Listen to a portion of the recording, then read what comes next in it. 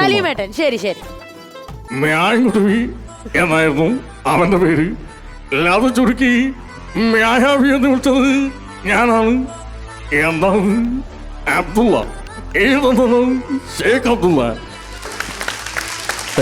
Wonderful wonderful, super super. Okay, അപ്പൊ ആദർശ് ഇനി ആരെയാണ് പെർഫോം ചെയ്യാൻ പോകുന്നത്? ഞാൻ അടുത്തായിട്ട് ചെയ്യാൻ പോകുന്നത് നമ്മുടെ തെരിയിലേക്ക് അഭിനയിച്ച രാജേന്ദ്രൻ സാറിന്റെ വോയിസ് ആണ്. என்ன சார் அவருமா யாருங்கள மூச்சு மோரல ஓடிச்சு நடு ரோட்ல அல்ல அந்த பிரிட்ஜுக்கு கீழே தூக்கி போறேன் சார். என்ன சார் இப்படி எல்லாம் பண்ணிருக்கேன், எனக்கு ஒண்ணுமே தெரியாது சார். இதெல்லாம் பண்ணிருக்கா, ஐயோ. സൂപ്പർ ആയിരുന്നു കേട്ടോ, നല്ല പവർഫുൾ ആയിരുന്നു. Okay, next. ലീഗിന്റെ അമരക്കാരൻ പി കെ കുഞ്ഞാലി. അടുത്ത പ്രാവശ്യം ഞങ്ങൾ എന്തായാലും ഇലക്ഷനിൽ ജയിക്കും, അതിൽ യാതൊരു സംശയമില്ല.